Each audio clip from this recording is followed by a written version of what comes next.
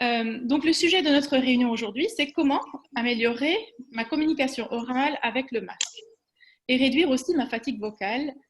C'est un sujet qui a été évoqué récemment avec des amis et des collègues.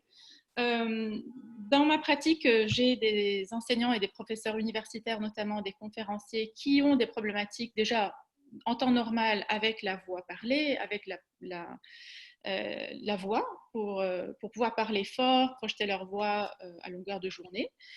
Et maintenant, avec l'imposition du masque, évidemment, ça ne s'est pas arrangé. On a cet obstacle supplémentaire qu'il va falloir certainement essayer de dépasser avec sa voix. Donc, ça va créer des difficultés supplémentaires. Mais aussi, tout récemment, il y a Delphine Falcoz, à qui je dis salut. Elle est là à la réunion. Elle a évoqué aussi sur sa page personnelle sur LinkedIn, sur son réseau, le sujet. Elle a posé cette question en disant mais c'est vraiment très pénible de se faire comprendre avec le masque, on ne se comprend pas, c'est difficile, c'est pénible. Quel est votre retour? Est-ce que quelqu'un a des solutions? Et c'est là où je lui ai proposé une réunion par Zoom et qu'elle a partagé autour d'elle et je la remercie vivement parce que c'est grâce à Delphine aujourd'hui qu'on a organisé finalement cette présentation et que vous êtes très nombreux maintenant à en bénéficier. Merci Delphine.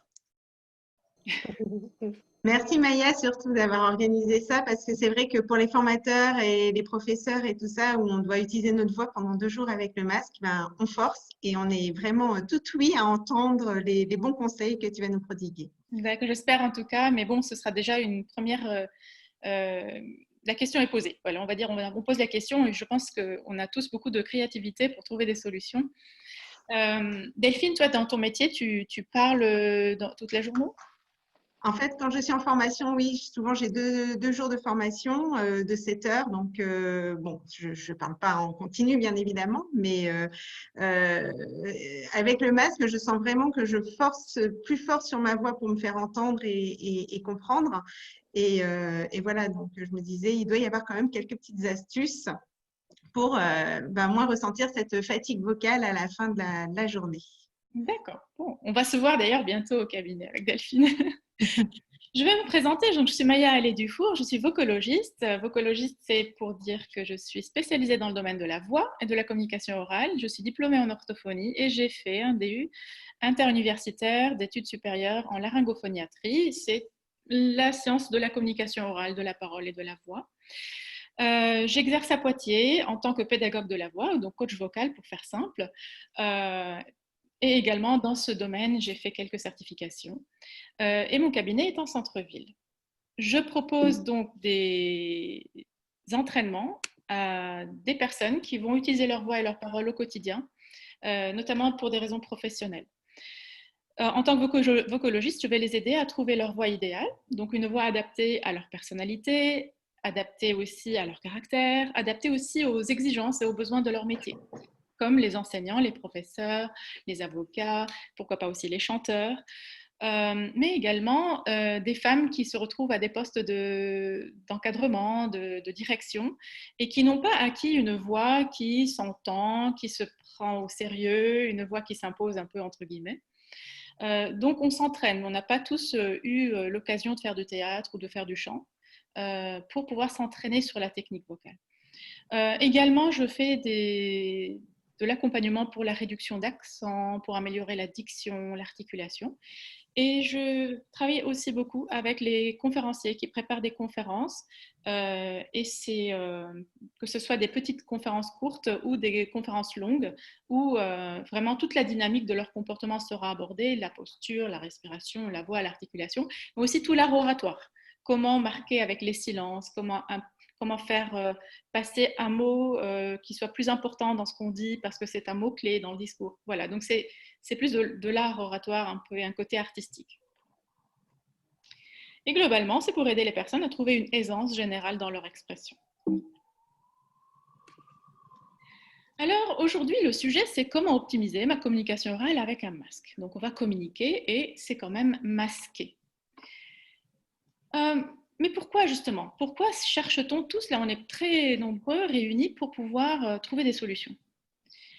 Parce que, comme le dit Aristote, en fait, l'homme est un animal social. Et il va chercher par tous les moyens à améliorer son contact, sa relation, son relationnel avec ses semblables. Il va chercher donc à codifier des signaux qu'il va communiquer aux autres afin de pouvoir se faire comprendre. Donc, dans communication, l'homme, il va chercher à accomplir deux objectifs. Le premier, c'est mettre en commun, comme le dit le terme communicare en latin. Mettre en commun quoi donc? Mes pensées, mes idées, mon avis, et transmettre aussi. Transmettre mon savoir, mes connaissances, mon expérience, partager. Donc, il y a une démarche de mettre en commun quelque chose qui m'est personnel et que je vous souhaite présenter aux autres, partager avec les autres.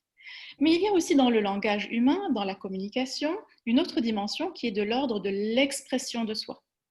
Donc là, en fait, je cherche à me manifester par le langage, à m'exprimer par le langage, à faire connaître mes intentions, à faire connaître mes émotions, à créer des relations d'affectivité, de relations avec l'autre, qui est d'ordre plus, on va dire, psychologique et émotionnel, que seulement dans l'ordre des pensées et des idées. Donc le langage va être le vecteur de tous ces paramètres qui sont vraiment pas anodins pour la sociabilisation. Et ça commence déjà dès l'âge où on est tout petit, tout bébé.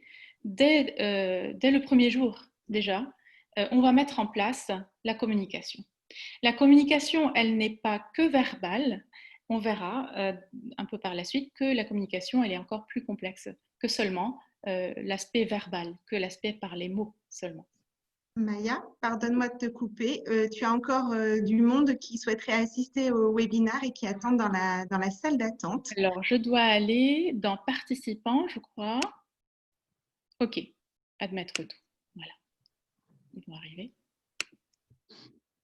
Donc, si on reprend le schéma de la communication, dans une communication, on va retrouver deux piliers principaux. On va retrouver d'une part l'émetteur et de l'autre côté, on a son récepteur.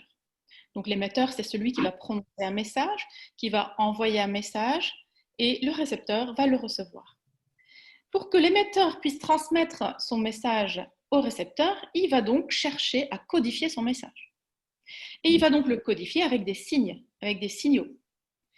Et ces signaux-là, il faut aussi que le récepteur les connaisse, pour qu'il puisse à son tour décoder le message. Donc, par exemple, si on prend le langage verbal, il est important que pour qu'on puisse se comprendre, qu'on parle tous la même langue, par exemple, pour qu'on puisse comprendre le message, sinon on ne se comprend pas. Donc, une fois qu'on a codifié le message, le récepteur va le décoder parce qu'il a aussi ses codes. Il a capté ses codes, il les a intégrés, il les a appris. Et donc, l'émetteur, quand il transmet son message au récepteur, il va s'assurer que son récepteur a bien perçu son message. Il l'a bien entendu, reçu, compris. Auquel cas, s'il a un feedback de la part de son récepteur qu'il n'a pas compris, le récepteur va le manifester à l'émetteur. Il va lui dire « je n'ai pas entendu, je n'ai pas compris ». Ou alors, il va faire peut-être des expressions avec son visage comme quoi il n'a pas saisi vraiment le message. L'émetteur va donc, avec ce feedback-là, reformuler, recodifier autrement pour qu'il puisse être le plus intelligible possible pour son récepteur. Et c'est comme ça que la dynamique de la communication se fait. Ça, c'est un premier paramètre. Donc, on a un émetteur, un message qui va vers un récepteur qui confirme ou qui infirme la réception du message pour que l'émetteur reformule, réajuste, réadapte. D'où l'importance d'avoir le feedback dans la communication. Donc, autant il est important d'avoir un message qui part depuis l'émetteur, autant il est important que le récepteur puisse aussi, à son tour, envoyer un feedback. Et la communication se crée, et souvent dans la communication, quand elle est interpersonnelle entre deux personnes, eh bien, ça commence par un émetteur qui envoie un message au récepteur, puis après, le récepteur devient à son tour l'émetteur, il répond. D'accord? Si quelqu'un lui pose la question, il va répondre. Donc, on voit que dans la communication, le schéma va tour à tour, en fait, s'inverser entre émetteur et récepteur. Le récepteur devient l'émetteur redevient récepteur. Et c'est là où il y a le tour de rôle qui se met en route. Et d'ailleurs, pour les institutrices, pour les petits-enfants, on fait beaucoup de jeux de tour de rôle avec les enfants pour qu'on leur apprenne justement le fait que chacun son tour. Et dans la parole, c'est pareil, n'est-ce pas? Moi, je vais encore admettre des personnes qui sont arrivées. Voilà. Parce que le langage humain, ce n'est pas que le langage verbal. Donc là, on a envoyé un message et on va envoyer un message, on va construire notre message avec des signaux, avec des mots, mais on va aussi envelopper ce signal-là, l'accompagner par un message non verbal. Le message verbal est conscient parce qu'on va choisir notre discours, on va choisir nos mots, on va pouvoir composer ce qu'on va dire, choisir et décider les mots qu'on va employer. Là, il y a un aspect conscient. Donc, on a la capacité à dire je voudrais dire tel ou tel mot, tel ou tel vocabulaire qui est plus ajusté, plus adapté, etc. Par contre, il y a une dimension qui est plutôt inconsciente, qu'on apprend très petit et qu'on garde avec les années. C'est tout l'aspect inconscient du langage qui est donc le langage non verbal. Et dans le langage non verbal, on va avoir différents aspects. Le paralangage, c'est la voix. Donc avec la voix, je peux signifier beaucoup de choses à mon interlocuteur. Avec l'intonation de ma voix, le ton avec lequel je parle, avec le rythme de ma parole, avec les silences que je vais employer par moment. Parfois, il suffit de ne rien dire, de juste marquer un silence. C'est très évocateur. Le paralangage est donc un langage en soi. Et on a aussi tout le langage corporel. Le langage corporel, c'est la statique, comment je suis, dans quel comportement corporel je me trouve. Est-ce que je suis avancée vers mon interlocuteur, au contraire, je suis éloignée? Par exemple, si je suis avancée, je suis plus dans cette intention d'aller vers lui, dans cette intention de l'impliquer, dans cette intention de me rapprocher, de me faire intime même. Ou au contraire, quand on a une statique corporelle qui est plutôt éloignée ou en fuite, là, c'est un message non verbal qui dit pas intéressé, je n'ai pas le temps, ou bien j'ai peur, ou bien je n'ose pas. Donc en fait, il y a plein de messages qu'on peut envoyer comme ça, ne serait-ce qu'en observant en fait l'attitude corporelle de la personne. Et également sa cinétique. La cinétique, c'est les mouvements qu'on va faire. Les mouvements qu'on va faire déjà en se balançant, en avançant, en allant en arrière quand on parle, mais il y a aussi toute la gestuelle des mains et du visage. Donc, quand je parle, quand je dis un mot, si vous me regardez dans le petit cadran, donc je vais par moment faire des gestes pour appuyer ma parole, pour préciser une pensée, n'est-ce pas, ou pour donner un chiffre, d'accord? Avec les mains, je vais donc aussi appuyer ce que je dis, affiner ce que je dis et voire parfois même créer des nuances, voire parfois même contredire ce que je dis. C'est-à-dire que, par exemple, je suis en train de raconter une blague. Donc, je dis quelque chose, mais avec mon corps, avec mon visage, avec le petit clin d'œil, en fait, on comprend que c'est pas tout à fait ce que je voulais dire. Il y a aussi tous les mouvements que je vais faire avec les expressions de mon visage qui vont exprimer des émotions. Et bien sûr, on a le regard. Avec le regard, on peut signifier beaucoup de choses. Quand je fixe quelqu'un du regard, je veux qu'il m'écoute, je veux qu'il m'entende, je veux qu'il accroche à mes lèvres pour qu'il suive vraiment ce que je dis. C'est quelque part aussi par ce contact visuel-là que je vais créer le lien avec l'autre, le maintenir aussi, ce lien, tout au long de la conversation ou tout au long du discours ou tout au long de l'enseignement que je suis en train de donner. Quand on perd le contact visuel, c'est très perturbateur pour la communication. D'ailleurs, ce n'est pas pour rien que quand on veut passer incognito, on sort masqué, on met des lunettes de soleil, n'est-ce pas? On fait en sorte de ne pas être vu, entendu pour rester un peu loin des autres, en cachant le regard. Il y a aussi des signaux qui sont de l'ordre olfactif, thermique et tactile, qui ne sont pas très employés et un peu tabous en Occident, mais font partie aussi de la communication et du langage humain. Tous ces aspects-là ont été, pendant plusieurs années et pendant longtemps, sous-estimés. L'aspect du langage corporel, la statique, la cinétique, la mimique, le regard, l'olfactif, le thermique et le tactile. Ça a été sous-estimé et on a accordé le rôle le plus important au langage verbal. Parce qu'on est parti d'une idéologie qui a commencé avec Descartes, mais d'autres, qui disent que le langage, c'est le propre de l'homme. Et ça le distingue, en fait, par la parole par le langage, on se distingue du monde animal, qui a plutôt un cri, et son cri est considéré comme étant seulement inné. Et que l'intelligence de l'humain, c'est de pouvoir créer un code linguistique, un langage qui est plus élaboré, qui est beaucoup plus pensé, réfléchi et qui manifeste la pensée de l'homme. Je continue à admettre encore des personnes, vous me permettez.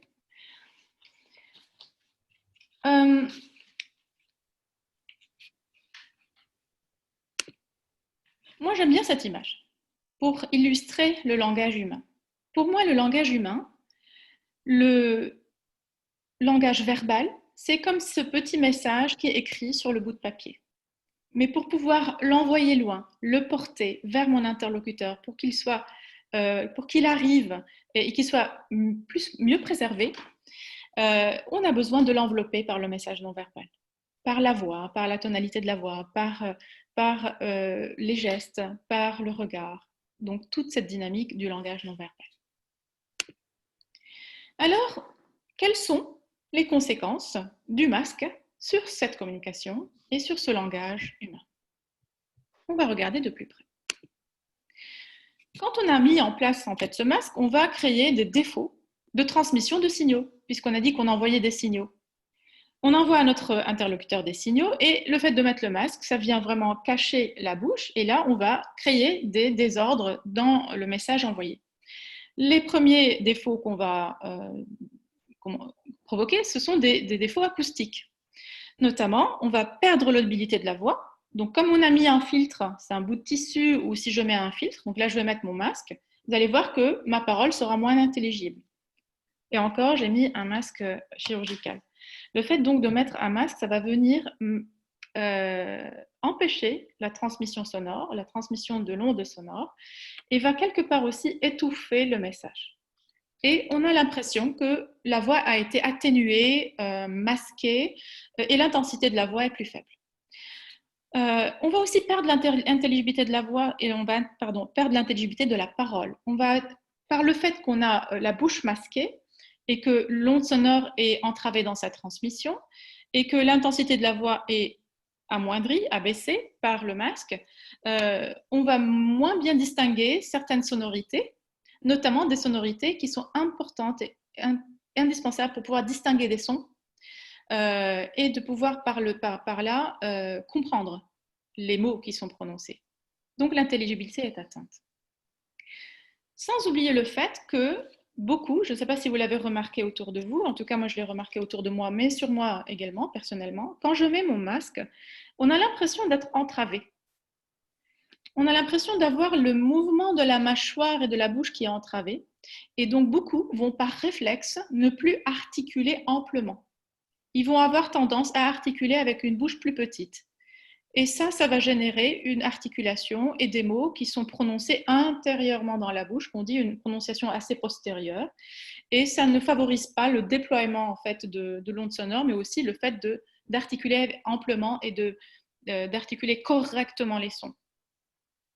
La limitation donc, de l'ouverture buccale par le biais d'un masque empêche la bonne articulation des sons. Et veillez à observer ce réflexe chez les personnes parce que ça se fait de manière très spontanée, presque instinctivement. C'est comme si on nous a mis en fait quelque chose qui va museler, n'est-ce pas? Donc, notamment ceux qui ont des masques en tissu et épais et qui sont très tirés en arrière. Là, ça fige complètement la bouche et beaucoup n'articulent plus, ne prononcent plus correctement les sons. Au niveau visuel, on va perdre aussi des signaux. On va perdre, bien sûr, la lecture labiale, qui est essentielle à la compréhension du message. Et toutes les expressions faciales. Ça, on l'évoquait tout à l'heure dans le chat, juste avant qu'on commence la session. Vous m'avez parlé de ça, vous m'avez dit, c'est vrai que les enfants, par exemple, ont du mal à ne pas observer les expressions faciales sur le visage. Effectivement, le fait de perdre les expressions faciales, il y a quelque chose qui se brise dans la relation et dans l'interaction. Donc, par conséquent, il va y avoir des problématiques qui vont être rencontrées par le récepteur, celui qui écoute, celui qui reçoit le message. Il aura donc du mal à entendre et à comprendre. Il aura besoin de faire répéter quand il ne comprend pas, et beaucoup n'osent pas faire répéter. Il faut aussi avoir un peu cette aisance, ce courage de dire à l'autre « pardon, je n'ai pas compris, répétez s'il vous plaît ». Beaucoup de personnes, les enfants ou bien les personnes qui sont face à une autorité, ou tout simplement il suffit qu'on soit un peu pudique ou timide, on n'osera pas demander à la personne de répéter, ou en tout cas, on n'osera pas lui demander plusieurs fois de répéter. Et là, vous voyez que petit à petit, la relation, l'interaction dans la communication se dégrade. Et nous, enfin, en tant qu'émetteurs du message, on n'a pas forcément toujours le retour, le feedback de la part de notre récepteur qu'il ait bien entendu ou compris. On ne le sait pas, parce qu'il ne nous a rien dit. Donc, on ne va pas chercher à se rendre plus intelligible ou à améliorer notre communication. Il va se passer donc quelque chose de l'ordre de la perte de la connexion avec l'autre. On ne voit pas, on ne l'entend pas bien, on perd notre compréhension, l'intelligibilité est altérée, on ne voit pas ses expressions du visage, je perds en fait ma connexion avec lui.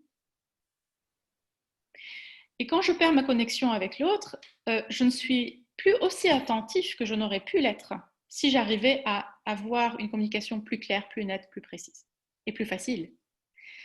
Ça va générer chez moi qui est en train d'entendre le message, un peu d'agacement. Voire même, ça peut m'engager vers un sentiment d'isolement.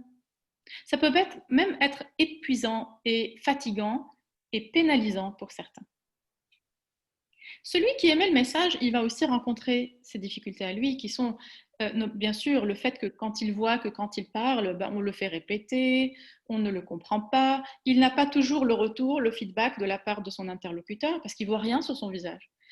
On va avoir donc tendance à entrer dans un comportement d'effort. Donc on va parler, mais on va parler fort et on va pousser sur notre voix, on va chercher à articuler peut-être davantage et on rentre très vite, spontanément, dans un comportement de forçage, d'effort. Et ça va augmenter en nous nos tensions motrices, donc musculairement, au niveau musculaire, on est tendu, et également pour tout l'aspect physique, c'est fatigant.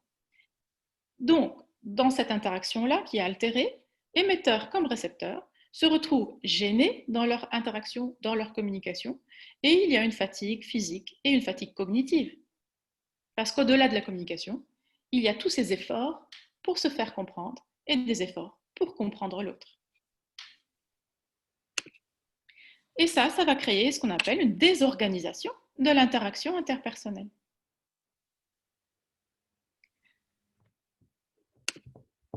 Mais pas que. Il y a encore d'autres petites difficultés, on va les évoquer. Il y a, pour tout un chacun, bien sûr, une difficulté avec le masque. Le fait d'avoir le masque, on va tous rencontrer ces difficultés-là. Mais il y aura quand même des populations qui seront davantage gênées que d'autres.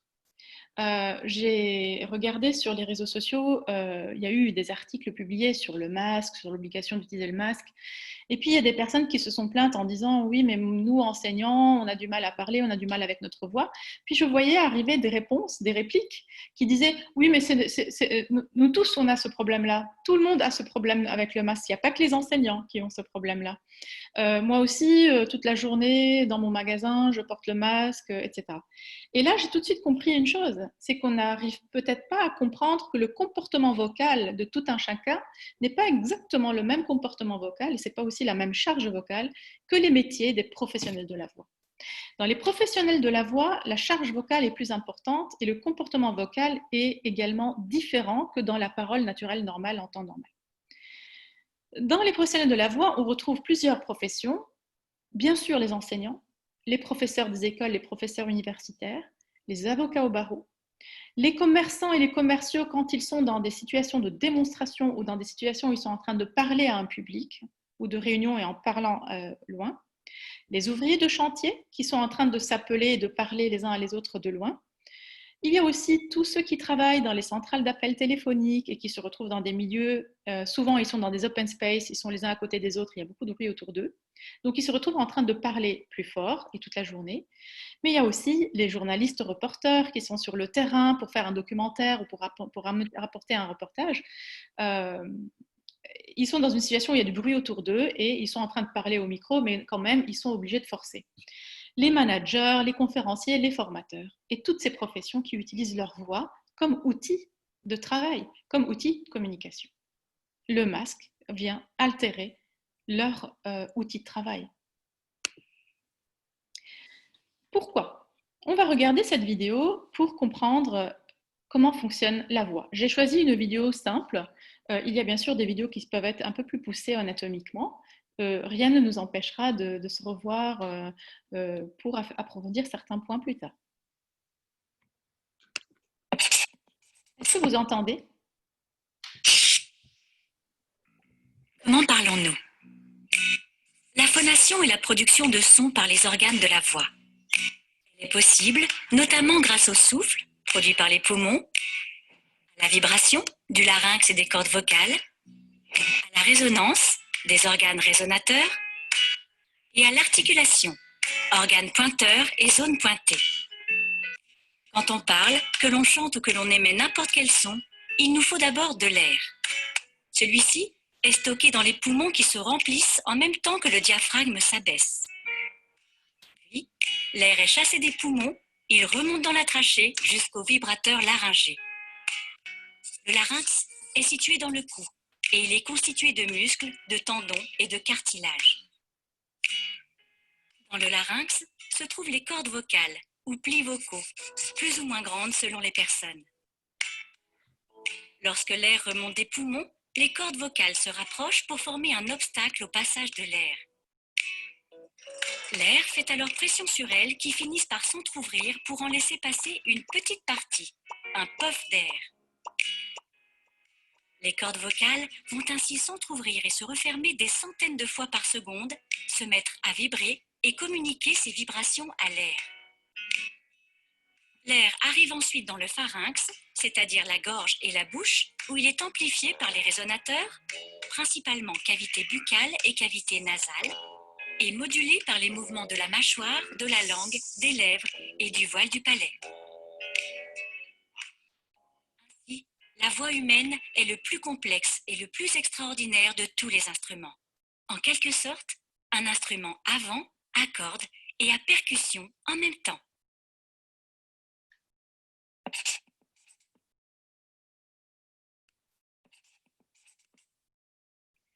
Voilà, pour parler, pour pouvoir produire une voix, on a besoin d'avoir du souffle. Le souffle va être acheminé, projeté vers le larynx où se trouvent les cordes vocales, deux replis qui vont se rapprocher. Et puis au passage du souffle, ils vont vibrer, ils vont bouger comme ça au passage du souffle. Et c'est cette vibration-là qui va générer une onde sonore transmise vers la bouche, également parfois vers le nez.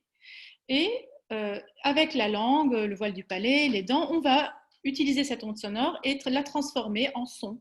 Et on va ainsi parler, produire la parole. Mais lorsqu'on parle, le comportement vocal va changer. C'est-à-dire tout notre comportement, comment on gère notre souffle, comment on se positionne, comment on va communiquer avec l'autre, va changer en fonction de nos émotions et de nos intentions. Dans tous les cas de figure, bien sûr, il y a toujours ce besoin d'avoir le souffle qui va vers les cordes vocales, qui fait vibrer les cordes vocales pour produire une voix. Mais le comportement général, au niveau physique et physiologique, est légèrement différent en fonction des situations. Et là, c'est essentiel, ce que je vais exposer tout à l'heure, c'est essentiel parce que c'est là où on va comprendre pourquoi c'est difficile de parler quand on est enseignant, quand on est institutrice, quand on est professeur, et comment on peut tomber dans des difficultés vocales, voire parfois même des pathologies vocales. D'accord?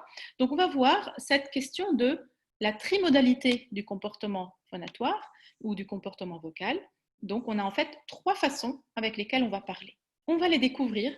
C'est une explication qui a été donnée par Dr François Lehuche, un ORL et phoniatre à Paris, qui est maintenant à la retraite et qui nous a beaucoup appris, en tout cas dans le domaine de l'ORL, de la phoniatrie et le domaine de la voix et de la rééducation de la voix. Nous a beaucoup apporté, il nous a beaucoup appris et nous sommes tous unanimes sur le fait que c'est notre maître à tous, Dr Lehuche. Donc on va le voir en vidéo et il va nous expliquer justement ces trois modes de comportement vocaux. Le premier, c'est le mode de la voix d'expression simple. Et il va nous l'expliquer. Je me souviens plus très bien, c'était quand ça oui, c'était lundi. Ah non, peut-être pas, c'était mardi sans doute. Et là, oui, quand je suis dans cette façon de faire, bon, je suis dans un souffle thoracique supérieur. Voilà, c'est là que quand je parle, je monte mon thorax un peu, puis ça redescend, et puis ça fait des sons, et puis voilà, vous entendez ça. Mais bon, je suis dans une relation pas tellement forte avec vous, simplement si vous voulez entendre ce que je dis, vous l'entendez. Si vous ne l'entendez pas, ce n'est pas... Voilà, le mode d'expression simple. Pour faire simple, je suis dans une situation où je parle comme ça, je m'exprime tout simplement, je parle peut-être même à moi-même, en fait. Je ne cherche à impliquer personne dans ce que je dis et je n'ai aucune intention, en tout cas, à ce que les autres m'entendent. Et dans ce type d'expression, la respiration, elle est plutôt thoracique, en haut, et où je ne mobilise pas un grand volume d'air. L'articulation n'est pas spécialement distincte, parce que de toute façon, je ne cherche pas à me faire comprendre. Donc, je m'exprime très simplement. Je vais essayer de faire aussi un exemple.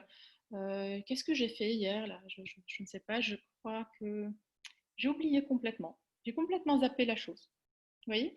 Là, je m'exprime simplement et dans mon comportement, il n'y a aucune relation à l'autre, voire aucune intention à ce que l'autre m'entende, me comprenne, m'écoute. Donc, c'est une expression simple. La deuxième modalité du comportement vocal, c'est celle qu'on appelle la voix. Je vais passer la voix implicatrice. Comme le terme le dit, implicatrice, donc je cherche à impliquer quelqu'un. Je cherche à impliquer au moins une personne, voire tout un public en face de moi, voire toute une classe de cours, plein d'élèves. Dans la voix implicatrice, je suis dans une autre dynamique, complètement. Je suis dans une dynamique où je veux justement qu'on m'entende. Je veux interpeller l'autre. Je veux que l'autre me voie, m'entende, m'écoute, me comprenne et qu'il me donne, pourquoi pas, un retour, voire qu'il réagisse. Donc on va voir Dr Luche nous expliquer cette modalité de la voix implicatrice. Non, si j'ai davantage envie d'être entendu de vous, alors je vais ramener les mêmes souvenirs, mais avec l'idée que cette fois, j'ai envie de savoir si vous entendez. Ah, mais c'était quand ce truc-là? C'était lundi? Ah non, c'était mardi, je crois. Alors là, je suis dans ce que j'ai appelé la voix applicatrice, qu'on appelle bien à tort, à mon avis, la voix projetée. Parce que la voix projetée, ça donne l'impression d'envoyer ça très loin, alors que là, vous n'êtes pas très loin et je vous envoie ça très loin, ça peut être chuchoté comme ça. C'est aussi la voix applicatrice, là, vous voyez, quand je vous parle, vous ne pouvez pas vous empêcher de m'entendre. Si par hasard vous faisiez semblant de ne pas m'entendre, ça ne veut pas dire que vous faites la sourde oreille, ce serait quelque chose de bien fait. Donc il y a une idée d'intention. C'est une idée d'intention. Là. À ce moment-là, quand je fais ça, alors j'utilise ce qu'on appelle le souffle abdominal, c'est-à-dire qu'à ce moment-là, il n'est plus question de bouger mon thorax de bout en bas, mais l'air est pris avec mes diaphragmes. Ah, mais oui, ça donne un truc comme ça. Et la trimodalité, c'est quelque chose de bien important. Et là, si vous observez ce qui se passe avec mes abdominaux, à chaque fois que je veux parler, je m'élance avec mon diaphragme qui vient gonfler un peu mes abdomens, et puis c'est les abdominaux qui donnent la phonation. Comme on vient de le voir, donc la voix implicatrice nécessite d'avoir une bonne verticalité au niveau de la posture et d'avoir une inspiration profonde, thoraco-abdominale. Et au moment où je vais parler, je vais mobiliser mes abdominaux.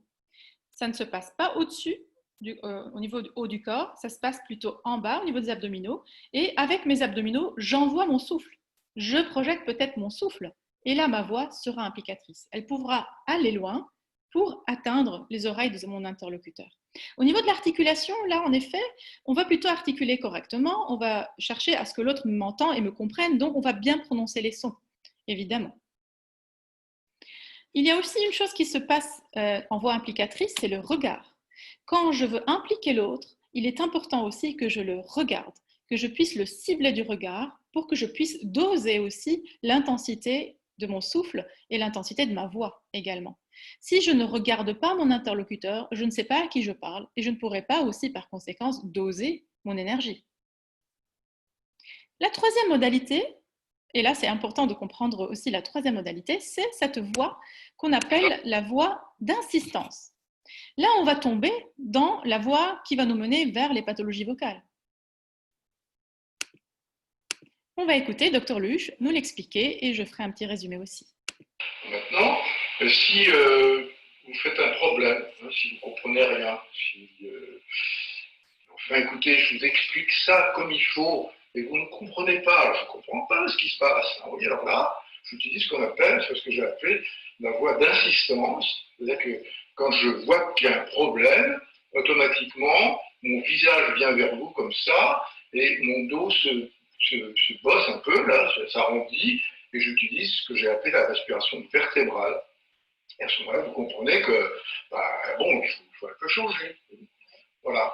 Alors maintenant, cette notion est bien importante parce que cette dernière façon de fonctionner est fatigable. C'est-à-dire que si j'utilise ce système de voie, comment dire,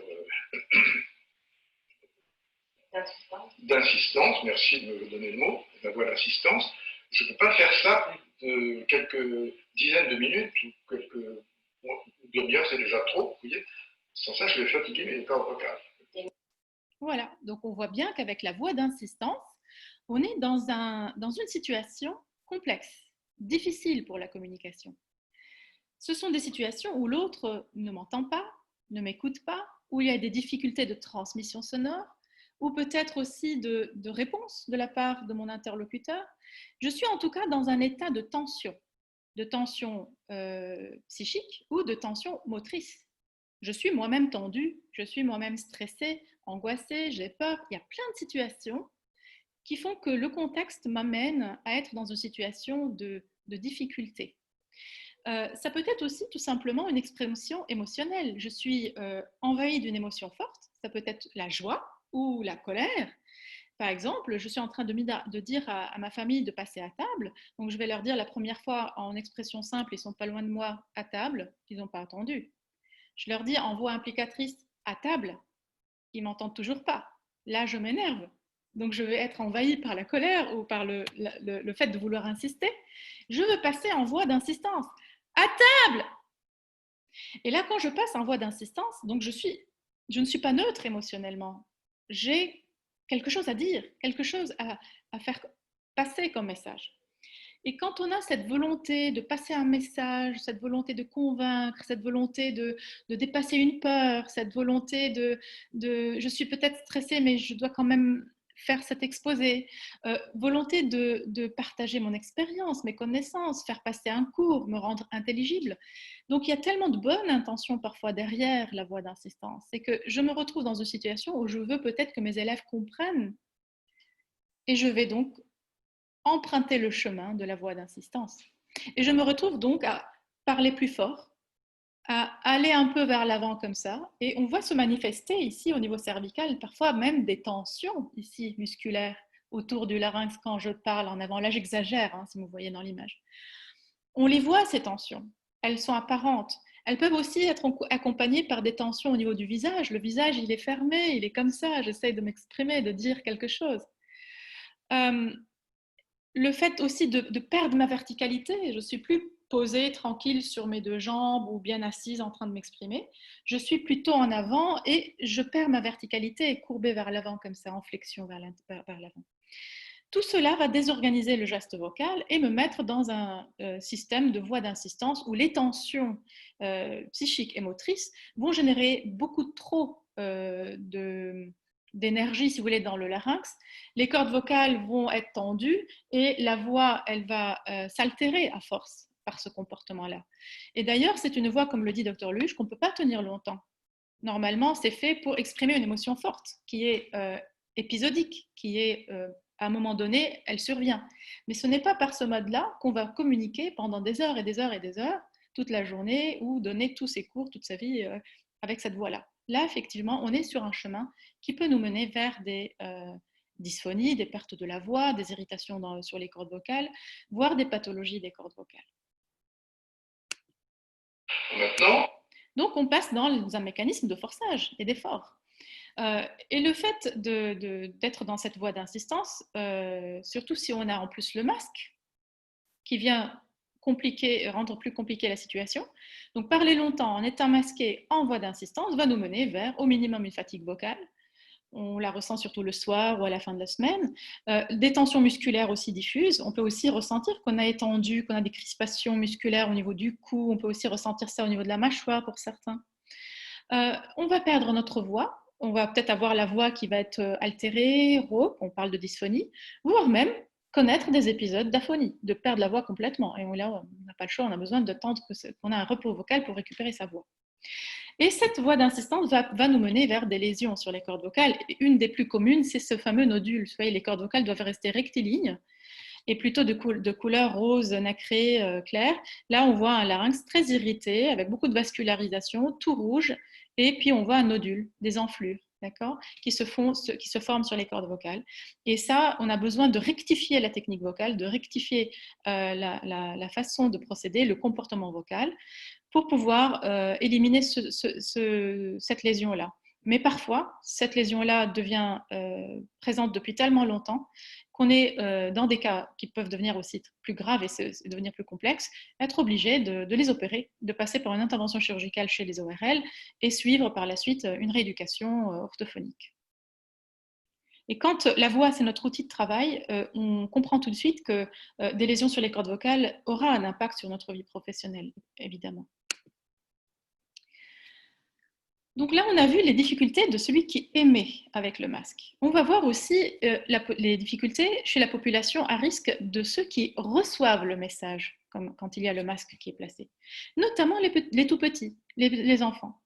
Donc les enfants qui reçoivent un message masqué, inaudible, non intelligible, sans expression faciale visible, vont être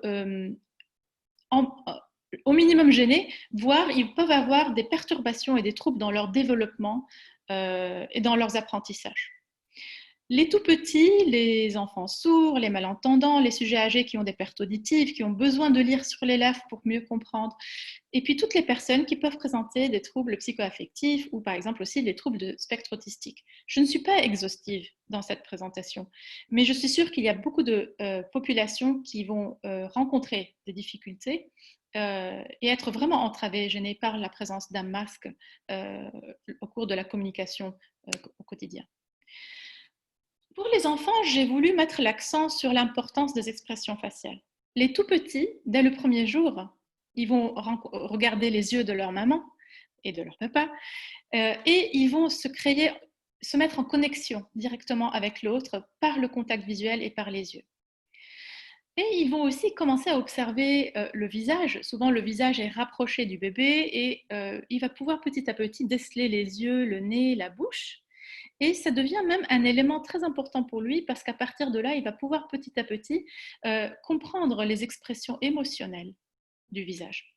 Et c'est essentiel pour les tout-petits parce que par ce biais-là, ils vont apprendre les expressions des émotions et en grandissant, d'ailleurs on le sait qu'à 6 mois, 9 mois, voire 18 mois, les enfants vont à 18 mois achever l'apprentissage des expressions émotionnelles du visage.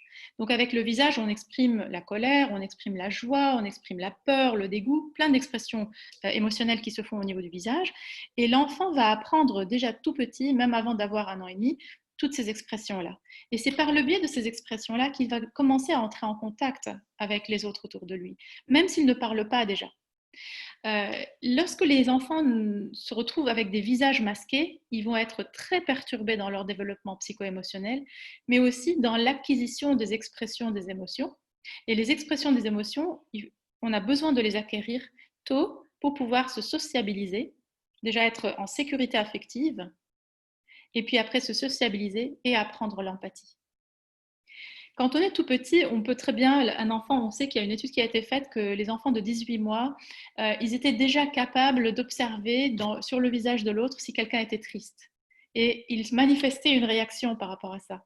Ils allaient vers la personne qui était triste, ils vont lui faire un câlin, ils vont lui faire un bisou. Donc voilà, on voit que l'émotion et l'empathie, l'expression du visage des émotions et l'empathie, ça va de pair. Priver les tout petits d'un visage à expression émotionnelle va forcément perturber leur sociabilisation et leur accès à l'empathie. Babies this young are extremely responsive to the emotions and the reactivity and the social interaction that they get from the world around them. This is something that we started studying 30, 40 years ago, when people didn't think that infants could engage in social interaction. In the still face experiment, what the mother did was she sits down and she's playing with her baby who's about a year of age. I like a girl.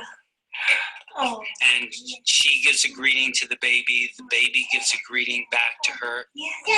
This baby starts pointing at different places in the world, and the mother's trying to engage her and play with her. They're working to coordinate their emotions and their intentions, what they want to do in the world. And that's really what the baby is used to. And then we ask the mother to not respond to the baby. The baby very quickly picks up on this, and then she uses all of her abilities to try and get the mother back. She smiles at the mother. She points because she's used to the mother looking where she points. The baby puts both hands up in front of her and says, "What's happening here?" She makes that screechy sound at the mother, like, come on, why aren't we doing this? Even in this 2 minutes, when they don't get the normal reaction, they react with negative emotions, they turn away, they feel the stress of it, they actually may lose control of their posture because of the stress that they're experiencing. Okay.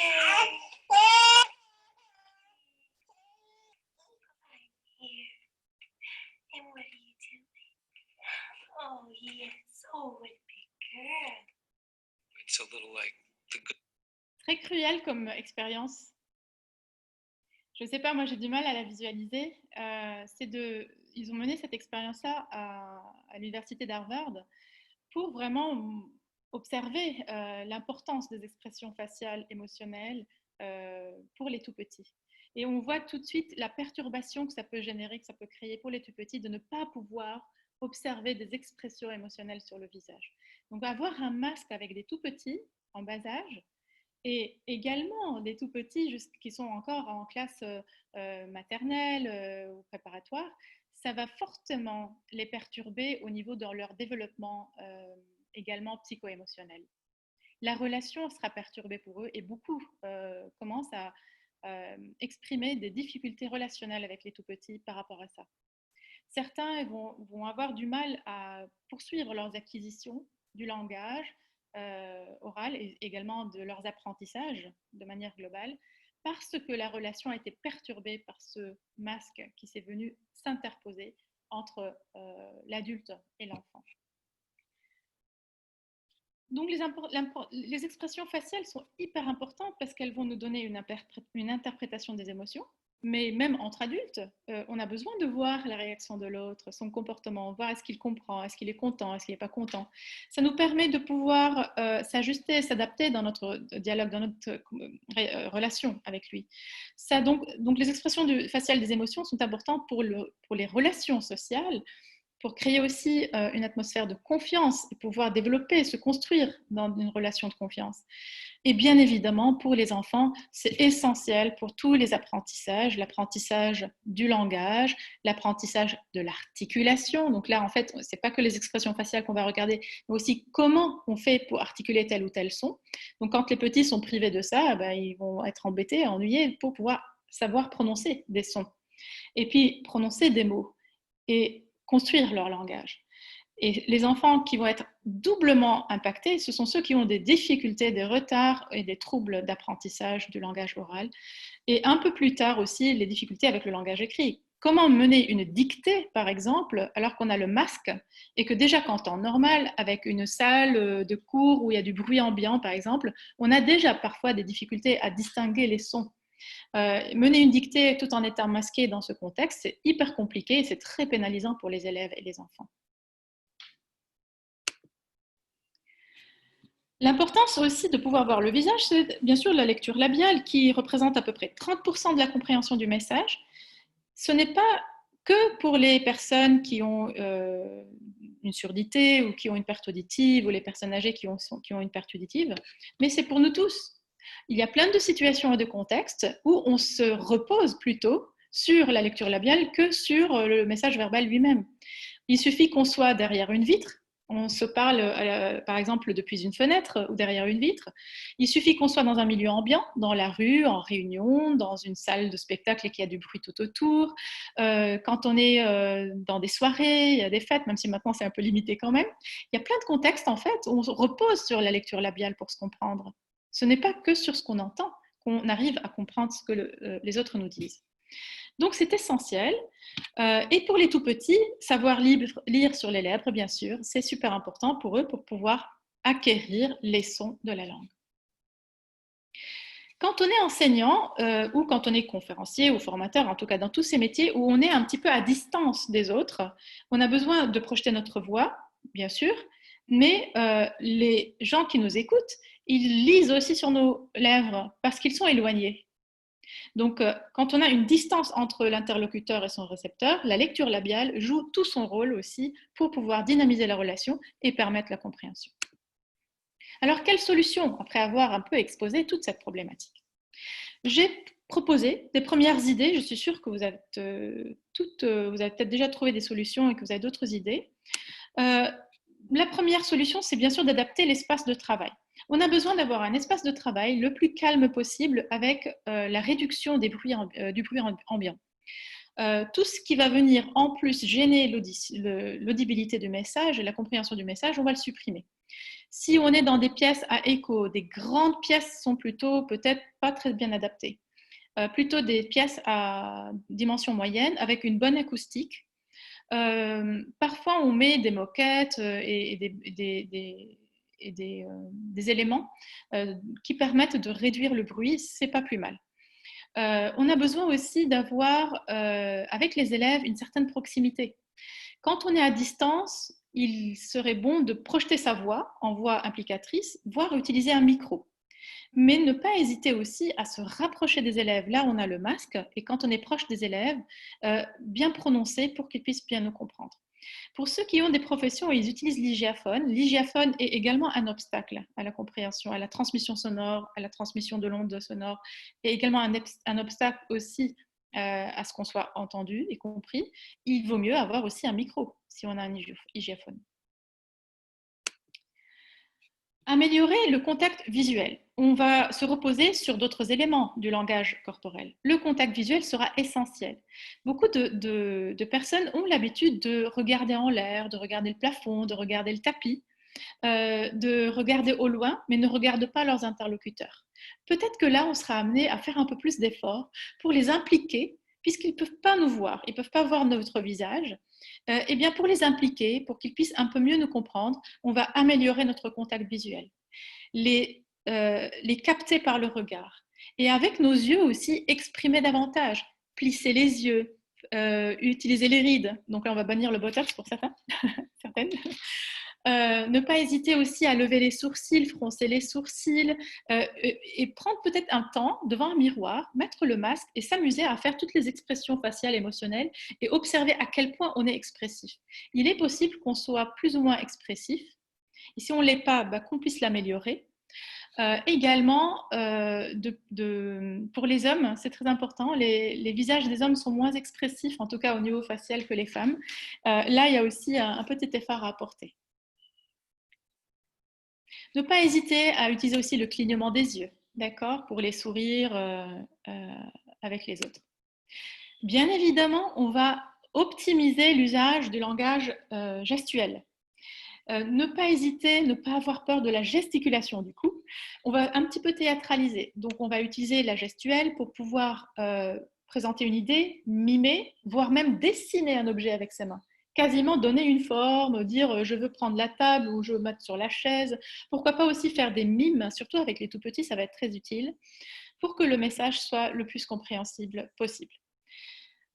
Pour ceux qui auront des difficultés vocales à cause du masque, ne pas hésiter aussi à utiliser les mimiques pour s'économiser la voix. Par exemple, faire ça pour dire stop.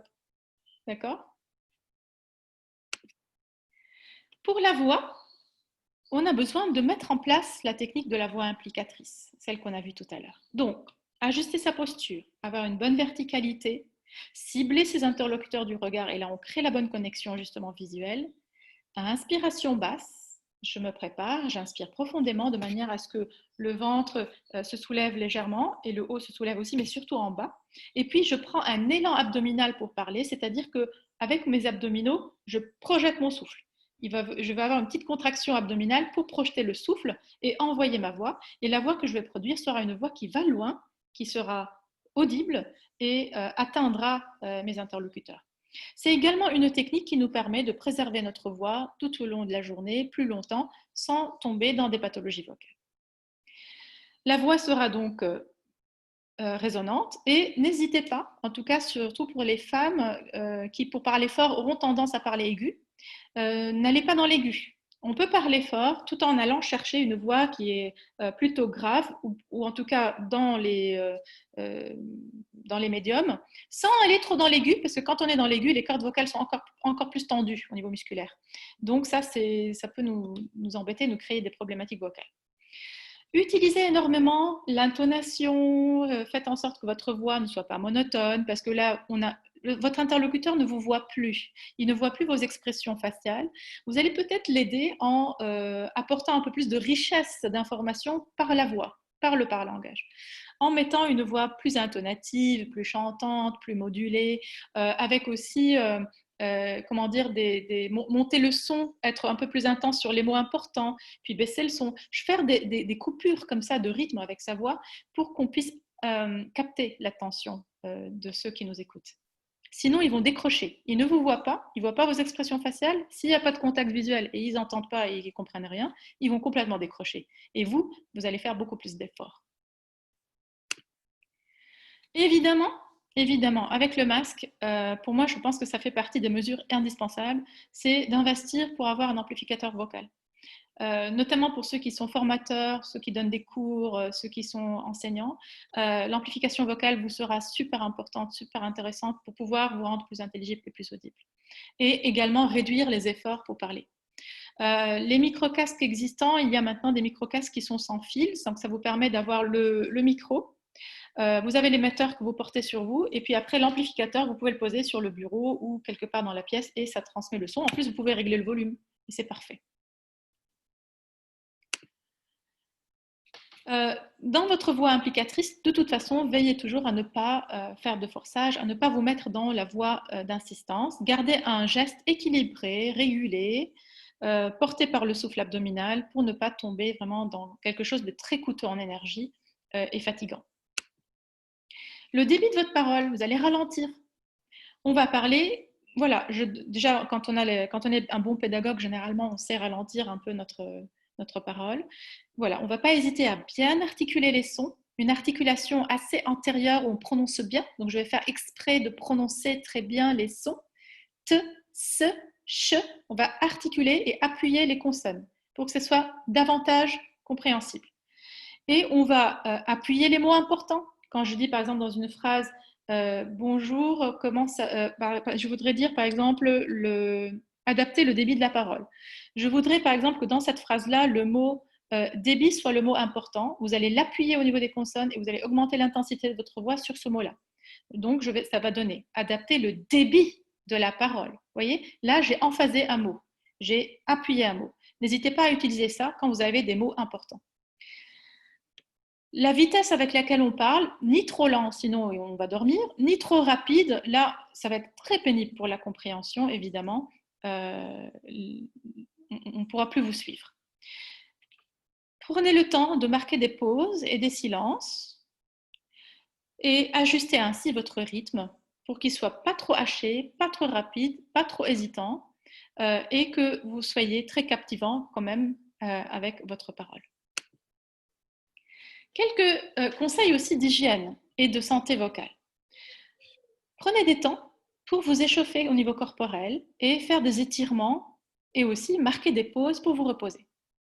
C'est-à-dire, avant mes cours et avant mes formations ou mes prestations qui vont nécessiter beaucoup de voix de ma part, prendre le temps de m'étirer. Et là, on va faire des exercices, on va étirer les bras, on va s'étirer vers le haut, vers l'arrière, faire des gestes de rotation au niveau de la tête, à tous les sens, baisser la tête vers le bas, vers l'arrière, à droite, à gauche, de manière à assouplir tous les muscles ici au niveau cervical. Parce que ces muscles-là contribuent au fonctionnement du larynx et donc de la voix, de la production vocale. Donc prendre le temps de s'étirer, s'échauffer, améliorer ainsi donc aussi la circulation sanguine et améliorer le fonctionnement de sa voix. Ne pas hésiter aussi à faire des vocalises qui sont donc des exercices où on va échauffer sa voix. Également, ne pas hésiter à boire et boire tout le temps et s'hydrater. Il y a même des appareils, comme celui qui est dans cette image ici. C'est un appareil qui permet de préparer les cordes vocales et d'hydrater les cordes vocales avant de donner son cours. C'est également un appareil qui nous permet aussi de refroidir les cordes vocales et refroidir le larynx après une prestation. Ce sont des dispositifs très intéressants à s'octroyer. Quand on a des cours, quand on a des pauses, vous marquez des pauses autant que vous pouvez. Et pendant ces pauses-là, je sais que c'est difficile et que les élèves ont tendance à avoir beaucoup de questions pendant les pauses. Mais si vous pouvez, que ces temps de pause-là soit un temps de repos vocal pour vous, de ne pas parler, de prendre cette pause vraiment pour reposer sa voix avant de reprendre le cours. Boire et boire beaucoup, ça c'est évident. Au niveau de l'hygiène aussi vocale, utilisez la gestuelle pour économiser votre voix. Évitez des interventions inutiles. S'il y a des choses à dire qui ne sont pas vraiment importantes, puisque j'ai le masque et j'ai une contrainte supplémentaire, bon, peut-être que pendant cette période-là, je vais m'économiser un peu. On ne va peut-être pas engager des conversations ou des discussions qui sont inutiles. Donnez aussi des codes gestuels à nos interlocuteurs pour pouvoir utiliser pas mal de signes gestuels et moins la parole. Si nos interlocuteurs parlent fort, si nos interlocuteurs sont bruyants, bien sûr, on va les inviter à parler moins fort. Et éviter, si on utilise des micros, de monter le volume très fort. Évidemment, éviter la voix d'insistance. Indispensable pour communiquer avec un masque, d'avoir un masque transparent. Il y a maintenant un masque que je trouve très très bien, qui est le masque Marose, qui est produit par deux Brestoises, donc elles sont de Brest en France. Ça ne coûte pas très très cher. J'ai commandé un masque, j'aurais souhaité l'avoir aujourd'hui avec vous pour qu'on le voit ensemble, qu'on le teste ensemble, mais je ne l'ai pas encore reçu. Ils ont un délai de livraison qui est à peu près de 15 jours et il est dans les 14 € à peu près. Cela dit, il y a d'autres masques transparents qui peuvent être plus chers.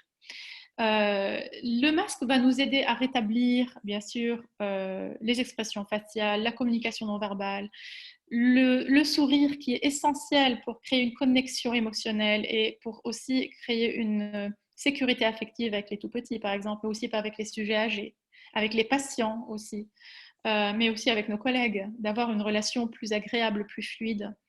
Ça va nous permettre de rétablir la lecture labiale.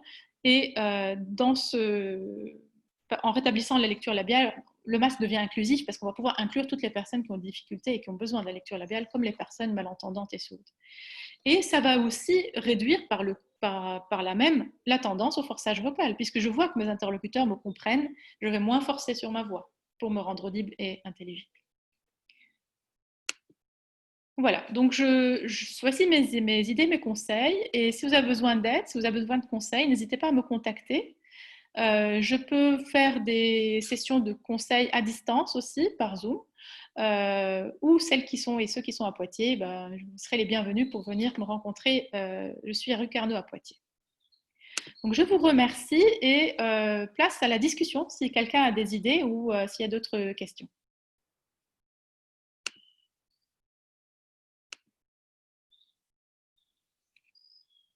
Alors, est-ce que quelqu'un a des questions? Vous pouvez ouvrir le micro.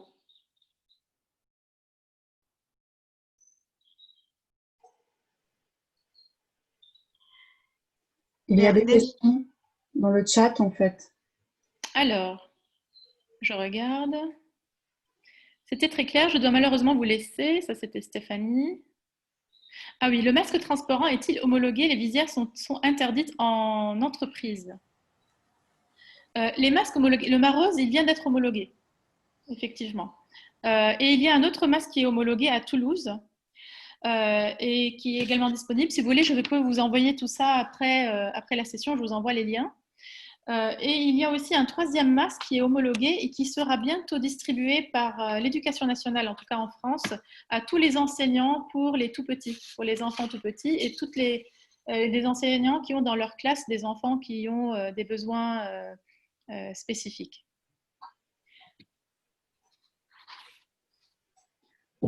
J'ai une petite question. Oui. On entend souvent dire qu'en fait, dans la communication, je crois que c'est 55% de non-verbal et 45% de verbal. C'est un chiffre sorti d'un peu nulle part, enfin, j'ai l'impression. Quel est ton avis là-dessus, en fait, en termes de pourcentage de communication? Oui, c'est une étude qui a été menée dans les années 70 par Albert Mehrabian, qui est un linguiste. Et lui, c'était un des premiers linguistes à s'être intéressé à l'importance du langage non verbal et donc du langage corporel. Il a mené une expérience où il a fait écouter en fait des échantillons de personnes qui s'expriment. Et il a demandé en fait à l'auditoire de dire est-ce qu'il trouve la personne qui s'exprime sympathique, et c'est oui, pourquoi? Est-ce par rapport au langage verbal? Est-ce par rapport aux mots ou au discours de la personne? Ou bien parce que sa voix est agréable? Ou bien parce que son corps et ses mimiques faciales, ses expressions faciales sont agréables? Et ces chiffres-là viennent de cette étude où il a observé que lorsqu'on trouve qu'une personne est sympathique à l'oral, c'est 55% parce qu'on la trouve agréable à cause de ses expressions corporelles, à peu près 38% parce que sa voix est agréable, et puis à peine, le reste, c'est un petit peu en dessous de 10% à cause des mots qu'elle a dit. Et c'est une étude tout à fait sérieuse qui a été étayée par d'autres chercheurs par la suite. Ça a l'avantage, cette étude de Mehrabian, d'être une des premières à commencer à mettre l'accent sur l'importance des autres signaux, autres que le verbal, c'est-à-dire les signaux du langage non verbal, dans la communication interpersonnelle et aussi dans le fait de trouver quelqu'un d'agréable à l'oral. C'est vrai qu'il y a des coachs vocaux qui critiquent cette étude et qui trouvent que ce n'est pas une étude intéressante ou sérieuse. Je ne sais pas pourquoi ils critiquent cette étude. En tout cas, elle a l'avantage d'être une des premières à pointer le sujet de l'importance de l'expression non verbale dans le langage humain. Moi, j'avais également une question. Je souhaitais savoir s'il y a une technique pour faire disparaître la gêne que l'on a, parfois qu'on ressent au niveau de la gorge avec un raclement et qui oblige un peu à s'éclaircir la voix pour reprendre son discours. Ce qui peut être très gênant donc sur une intervention quand régulièrement on fait et ça perturbe terriblement le message. Absolument. C'est une vraie manifestation de forçage et d'effort, d'accord? Mais ça peut être aussi lié à d'autres éléments qui peuvent venir irriter les cordes vocales. Ça peut être, par exemple, les personnes qui souffrent de reflux gastrique peuvent avoir ce besoin d'éclaircir la voix et de tousser régulièrement. Il faut déjà avoir l'avis médical pour s'assurer d'où vient cette difficulté ou cette problématique. Si c'est lié tout simplement à l'effort lors de la phonation, lors de la parole, on peut inspirer profondément, avaler, quand on sent qu'on a besoin de tousser, donc de faire ce émage, de faire comme ça. Au lieu de faire le émage, il vaut mieux avaler. Idéalement, c'est d'avoir son verre d'eau ou sa bouteille d'eau et boire. Pour pouvoir refroidir les muqueuses des cordes vocales, pour pouvoir hydrater. Bien sûr, l'eau ne va pas dans les cordes vocales, mais l'humidité, elle arrive. Et puis, ça permet d'éliminer cette gêne. Donc, au lieu de tousser, au lieu de faire plutôt boire et déglutir. Parce qu'à chaque fois qu'on tousse, on provoque en fait un coup, on provoque vraiment une fermeture forte des cordes vocales l'une contre l'autre, et ça vient altérer davantage les cordes vocales. Donc, on rentre dans un cercle vicieux. Plus je tousse, plus je fais comme ça, et plus j'altère mes cordes vocales, donc je les irrite. Et la muqueuse des cordes vocales est bien faite. Quand il y a irritation, il y a des micro-glandes dedans qui vont sécréter cette sécrétion qui vient justement pour protéger normalement la muqueuse. Et que vous ressentez, et quand vous la ressentez, vous retoussez à nouveau. Et là, c'est jamais fini. On rentre dans un cercle vicieux. Donc oui, on arrête, on respire, on boit, on avale, et on essaye de s'empêcher au maximum de tousser. Merci beaucoup. Merci. Il y a des personnes qui vont faire ce émage-là parce qu'elles manquent d'assurance ou de confiance. Donc, on a envie de... voilà, ça devient comme un tic pour se renforcer davantage et prendre un peu confiance quand on est un peu stressé. Donc, c'est important aussi d'en prendre conscience et de pouvoir l'éliminer petit à petit.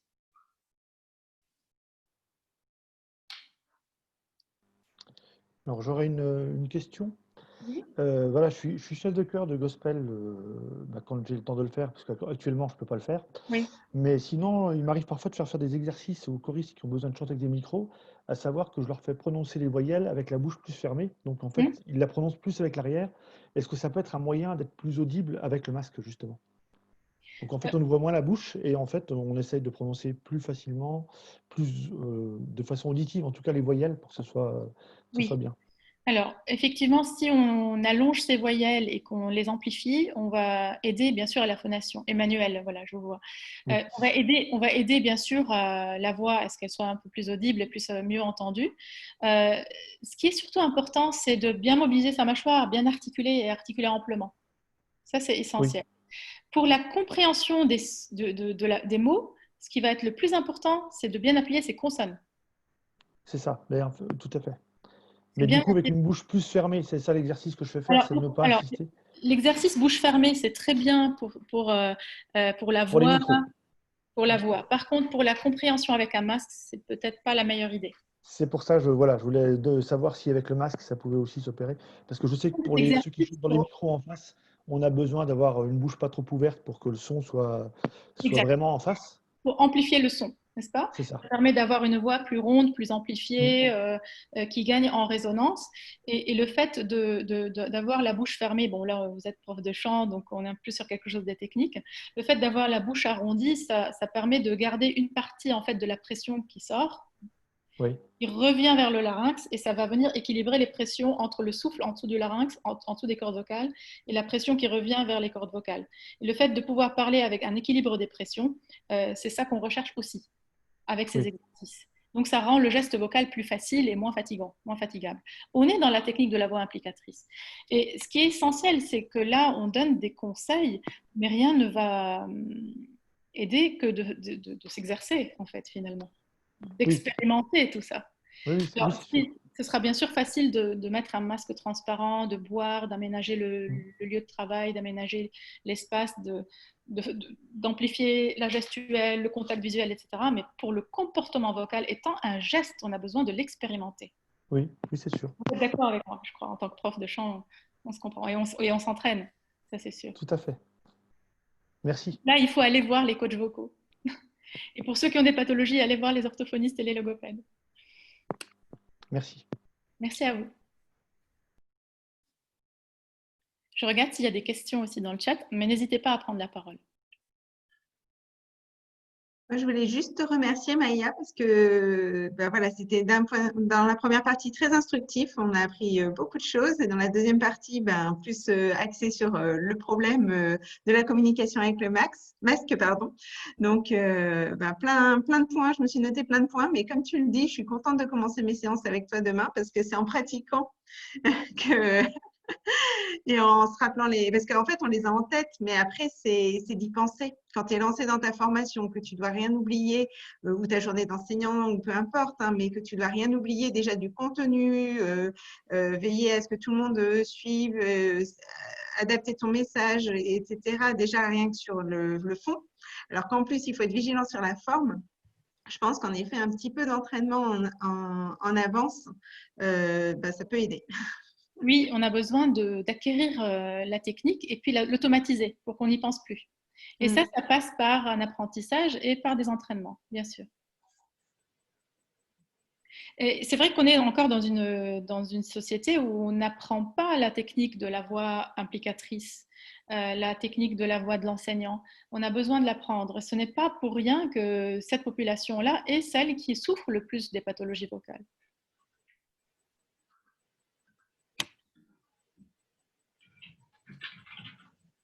On va essayer d'organiser des stages. Oui, parce que c'est pas mal, en fait, je rebondis là sur ton idée de stage, mais c'est pas mal aussi de…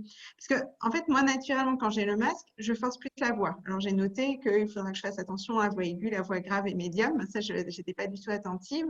Mais elle est Mais où en fait, justement la voix aiguë, la voix grave, la voix médium? Bah, ça aussi, en fait, c'est de me dire, est-ce que là, je suis grave? Est-ce que là, je suis aiguë? c'est Ça, ça. c'est des choses déjà à explorer soi-même, effectivement. Ouais.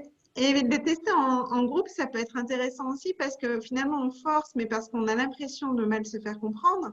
Mais si on avait le retour aussi des autres personnes dans un atelier qui est vraiment ciblé en fait sur cette communication avec le masque, bah, ça serait intéressant. On se rendrait compte que peut-être finalement, on n'a pas besoin de temps forcé, qu'on était déjà audible ou au contraire, qu'on n'avait pas vu un autre point. Donc, avoir le feedback aussi spécifiquement sur cette forme, je pense que ça peut être intéressant de le pratiquer en groupe. Voilà Delphine qui me propose encore un projet. Avec Ah, mais moi, c'est toujours pareil. Hein. Ouais. Okay. Alors, est-ce qu'il y a des questions? Moi, j'en ai une. C'est Fabienne, mais je ne me vois plus. Est-ce que tu peux nous donner une référence d'un masque homologué? Parce que je viens de taper sur… Oui. Mais il y en a plein. Alors, je vais vous mettre dans le chat. Oui, je veux bien, pour avoir les noms. Je les ai préparés pour vous. Il y a safeclear.com. N'est pas en séance. Oui, qu'est-ce que c'est? Ok. Faut que je fasse comment? Bon. Ah oui, il faut mettre à tous, c'est ça? Mais je ne sais pas, je n'ai pas réussi à envoyer, donc c'est pour ça que je me suis permise de prendre la parole. J'ai pas safeclear.com, il y a la Fondation pour l'audition, mais la Fondation pour l'audition, elle est en train de préparer des masques pour les enfants sourds et pour les malentendants. Pour l'audition, donc ça c'est… eux, ils vont distribuer ça justement. .org.fr, voilà. Il y a aussi donc masqueinclusif.com. Et ça, ce sera le masque qui sera homologué, enfin qui est déjà homologué, mais il va être bientôt distribué par le ministère de l'Éducation nationale. Masqueinclusif.com. Ensuite, on a la société Marose. C'est Marose. Il suffit de mettre Google Marose, je pense que vous tombez dessus. Ils sont à Brest. Et il y a aussi hmcare.ch,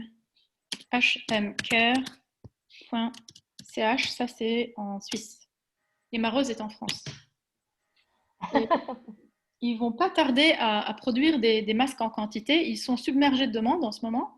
Voilà, moi j'ai commandé déjà le masque de Marose et je l'attends impatiemment. J'aurais souhaité l'avoir aujourd'hui, mais bon, il n'est pas encore arrivé.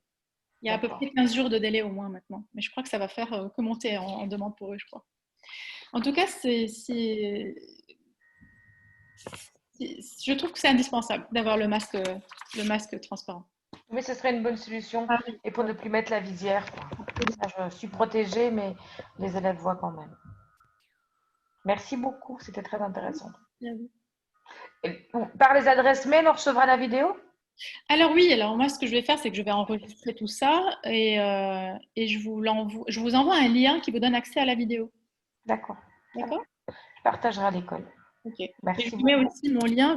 Il est possible aussi que je la mette sur ma page, sur mon site internet, dans la partie événements, dans la rubrique événements passés. C'est fort possible. Donc, vous pouvez aller le voir. D'ailleurs, pour ceux qui donnent des cours par visioconférence et par vidéo, il y a déjà sur mon site internet un autre webinaire que j'ai animé récemment sur comment améliorer sa communication par la vidéo et par la visioconférence. Parce que là, il y a d'autres problématiques.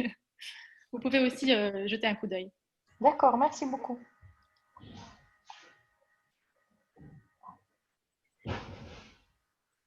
Voilà, il y a des merci, des questions, non?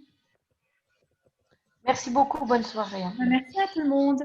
Donc, je vais peut-être clôturer la réunion ce soir et on se dit à bientôt par messagerie. Pour ceux qui ont besoin de continuer la discussion, n'hésitez pas à me contacter si vous avez besoin de conseils ou d'aide. S'il y a des collègues qui ont besoin aussi d'approfondir le sujet, n'hésitez pas à me contacter, ce sera avec plaisir. Et encore merci à Delphine qui a lancé l'idée. Bonne soirée à tout le monde. Merci Maya, bonne soirée. Merci à vous. Au revoir. Au revoir.